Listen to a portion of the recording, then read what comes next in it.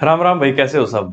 CHSL 2023 का notification SSC ने डाल दिया है, लेकिन बिल्कुल भी मजा नहीं आया ये नोटिफिकेशन देख के। ये लिटरली वही बात है कि इतना गंदा नोटिफिकेशन ना मैंने कभी देखा ना कभी देखना चाहता हूँ।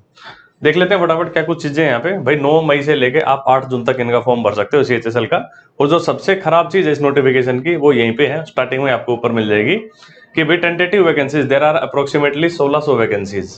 अब मतलब ये कोई बताने वाली बात थी? मतलब इतनी घटिया वैकेंसीज आप बता रहे हो, आपको पता है 25-30 लाख बच्चे फॉर्म भरते हैं इसका, 1600 वैकेंसी दिखा रहे हो आप क्लरिकल लेवल की। या तो मतलब बताते ही मत, ऐसे बोल देते कि भाई बाद में बताएंगे वैकेंसीज कितनी है, बच्चे को एटलीस्ट उम्मीद तो रहती। अभी 1600 वैकेंसीज देख के आधी दुनिया तो फॉर्म ही नहीं भरेगी इसका, है ना। मतलब क्या है यार, मतलब आप मान के चलो जितने फॉर्म भरे जाएंगे और जितनी वैकेंसीज आप रेशियो निकालोगे, आपको ये भी नहीं दिखेगा कि 1000 लोगों में एक का भी सिलेक्शन नहीं होने वाला। ठीक है, बट एनीवे क्या कर सकते हैं भाई, ये चीज अपने हाथ में है नहीं।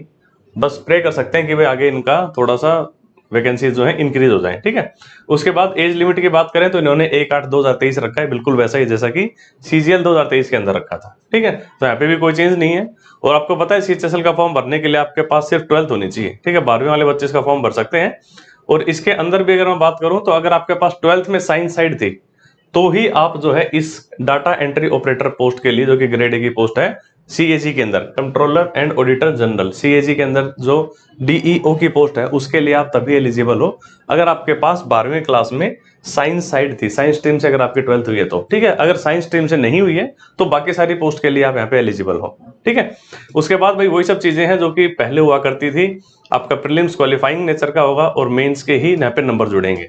तो बस वही चीज है, प्री अगर क्वालिफाइंग भी है तो क्वालिफाई करना इतना आसान नहीं होगा। पैटर्न वही है जो हमेशा से हुआ करता था, क्योंकि वैकेंसीज कम है। अगर इतनी ही वैकेंसीज इन लोगों ने रखी तो मतलब बहुत हाई कट ऑफ जाएगी प्रीलिम्स की। ठीक है, मेंस आपका बिल्कुल वैसा ही, बस कंप्यूटर को और टाइपिंग को थोड़ा सा सीरियसली ले लेना। जो बच्चा कंप्यूटर में फेल वो पूरे पेपर में फेल, जो टाइपिंग में फेल वो पूरे में फेल। ठीक है, तो बस इन दो चीजों को सीरियसली ले लेना। बाकी भाई क्या कहूँ यार, मतलब बिल्कुल भी, मतलब हमेशा जब भी नोटिफिकेशन आता था खुशी होती थी बच्चों को कि यार नोटिफिकेशन आ गया ये वो। और ये 1600 वैकेंसी दिखा के मतलब मुझे नहीं लगता कोई बच्चा खुश हुआ होगा इस नोटिफिकेशन को देख के, जिस बच्चे ने CHSL का एग्जाम देना है फ्यूचर में। ठीक है, बट एनीवे क्योंकि देखो यार, मेरे तो ये भी लगता है इन 1600 वैकेंसीज में से मैक्सिमम वैकेंसीज जो है वो बच्चे ले जाएंगे जो ऑलरेडी CGL में सेलेक्टेड होंगे, या फिर CGL में जो एक आध नंबर से फेल हो गए थे।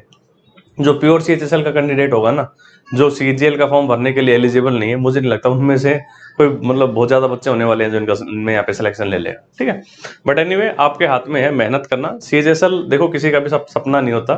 फाइनली हर वो बच्चा जो SSC की, चाहे MTS हो चाहे CHSL हो, का पेपर की तैयारी कर रहा है, उसका सपना यही होता है कि मैं CGL का एग्जाम क्रैक करूंगा, है ना। सिर्फ MTS क्रैक करके आते हो या CHSL क्रैक करके आते हो डिपार्टमेंट में, आप दोबारा से ट्राई करते हो CGL की। तो इस पेपर को आप एज ए मॉक टेस्ट ले सकते हो कि भाई आपका मॉक है ये। एक 20 लाख बच्चों के साथ आप बैठ के एक मॉक टेस्ट दे रहे हो, यहाँ से आपको एक एनालिसिस मिल जाएगा बढ़िया। CGL में जब आप ढंग से तैयारी करके अपेयर होगे तो उस टाइम आपको ये चीजें काम आएंगी। ठीक है, बट स्टिल कुछ चांसेस रहते हैं कि कुछ करिश्मा हो जाए और वैकेंसीज बहुत ज्यादा बढ़ जाए, है ना। थोड़ी बहुत बढ़ने से भी कोई फर्क नहीं पड़ेगा यहाँ पे। अगर दुगनी भी कर दी, 1600 की दुगनी 3200 भी कर दी, तब भी बच्चों को कोई खुशी नहीं होगी। और सुनने में क्या लगेगा, वैकेंसीज दुगनी हो गई, है ना। तो मतलब इसका दुगना भी मतलब इंप्रेस नहीं कर रहा है अपने को। बट क्योंकि आगे इलेक्शंस का टाइम है और वैसे ही मतलब मिशन मोड में है चीजें, तो हम थोड़ी सी मतलब उम्मीद जगा सकते हैं कि यहाँ पे भी वैकेंसीज अपने को हो सकता है आगे बढ़िया सी देखने को मिल जाए। ठीक है, बट स्टिल मतलब होप ही कर सकते हैं ऐसा। कोई ऐसे अपने पास स्ट्रॉन्ग एविडेंसेस है नहीं। आप जो कर सकते हैं वो ये है, बढ़िया से तैयारी करो। इनके पुराने आज तक CHSL के जितने पेपर हुए हैं उन सब में से निकलो, इनके प्री के जो पैटर्न के मॉक्स हैं उनको लगाओ, मेंस के पैटर्न के मॉक्स लगाओ। और ये मॉक्स आपको मिल जाते हैं यहाँ पे टेक्स्ट बुक के ऊपर। वो टेक्स्ट बुक के ऊपर फिलहाल सेल चल रही है 2 दिन की। उसके अंदर आप लोगों को इनका जो प्रो पास है और नॉर्मल पास, उन दोनों पे आपको अच्छा खासा डिस्काउंट मिल रहा है। प्रो पास की बात करें तो जो SSC के जो पुराने पेपर्स हैं, जैसे CHSL CGL MTS हो गया, PYQ के जो मॉक टेस्ट हैं वो आपको प्रो पास में मिल जाते हैं। और जो नॉर्मल पास है उसके अंदर आपको PYQ के मॉक्स नहीं मिलते, नॉर्मल बाकी के सारे मॉक्स मिल जाते हैं। तो यहाँ पे अगर आप भाई कोड लगा लोगे BHAI, भाई कोड लगाने से 10% का एक एडिशनल डिस्काउंट भी मिल जाएगा, जो भी ऑफर चल रहा है इस ऑफर के ऊपर। ठीक है, और प्रो पास पे बात करें तो 200 रुपीज का डिस्काउंट दे रहे हैं, प्लस भाई कोड लगाने से एक 10% का एडिशनल डिस्काउंट भी मिल जाएगा। ठीक है, तो चलिए गाइस, मेरी तरफ से बेस्ट ऑफ लक। खींच के रखो चीजों को, अब बहुत ज्यादा खींच के रखनी पड़ेंगी चीजें, क्योंकि देखो यार सिर्फ 1600 वैकेंसीज में अगर आपको लग रहा है कि हल्का फुल्का पढ़ के सिलेक्शन हो जाएगा, तो मेरे भाई नहीं होगा। मतलब ऐसा नहीं हो सकता यार। खुद सोच के देखो, क्या मतलब 12वीं वाला ही बच्चा CHSL का फॉर्म भर रहा है यहाँ पे। जो बच्चे ग्रेजुएशन कर चुके हैं, जो बच्चे सीजीएल का एग्जाम दे रहे थे, अभी सीजीएल 2022 का मेंस जिन बच्चों ने लिखा होगा, ये मेंस में बैठने वाले 3 लाख बच्चे, जिनमें से कि लगभग 2.5 पौने 3 लाख बच्चों का सिलेक्शन नहीं होएगा, ये सारे के सारे बच्चे हैं, इनमें से बहुत सारे बच्चे यहाँ पे ये एग्जाम देने वाले हैं। तो इन 1600 वैकेंसीज को तो मोस्टली वही बच्चे फिल कर देंगे जो अभी सीजीएल 2022 के मेंस को क्लियर नहीं कर पाएंगे, या फिर इनफैक्ट जो क्लियर कर गए होंगे वो भी हो सकता है साथ साथ में भर दें इसका फॉर्म, है ना। तो कंपटीशन देखो मतलब बढ़ता जा रहा है बहुत ज्यादा। अब वो टाइम गया कि जब मैथ्स और इंग्लिश के दम पे आप लोगों का सिलेक्शन हो जाता था। अब जीके भी पढ़नी पड़ेगी। मैथ्स और इंग्लिश सबकी अच्छी हो रखी है यार।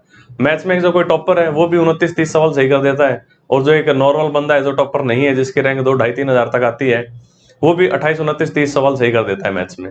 ठीक है, जो फर्क जो आता है ना रैंक के अंदर बहुत ज्यादा, वो सिर्फ आता है आपकी जीके की वजह से।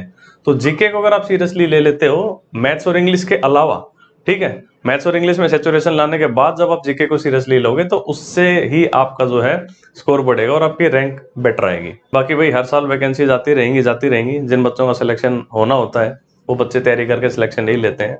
उसके अलावा भी 99% बच्चे ऐसे होते हैं जो जस्ट बैठ के एग्जाम को देखते हैं, उन्हें मतलब बहुत ज्यादा तैयारी कभी करते ही नहीं, न कभी ज्यादा उम्मीद लगा के रखते। कंपटीशन बहुत कम बच्चों के अंदर होता है। अगर मैं एसएससी के एग्जाम्स की भी बात करूं तो मान के चलो जो बढ़िया तैयारी जिन लोगों ने कर रखी है, जो बच्चे सिलेक्शन के आसपास हैं, वो लगभग मेरे हिसाब से 1.5-2 लाख के आसपास ही हैं। बाकी के जो 18-20 लाख जो भी बच्चे इनका फॉर्म भर रहे हैं वो बस फॉर्म भर रहे हैं। असली कंपटीशन 1.5-2 लाख के बीच है। उन्हीं 1.5-2 लाख में से 10-12-15 हजार मतलब सिलेक्ट होते रहते हैं अलग अलग एग्जाम्स के अंदर। ठीक है, तो चलिए गाइस रखते हैं इस वीडियो में इतना ही, मिलेंगे नेक्स्ट वीडियो में। Tata, take care, bye bye.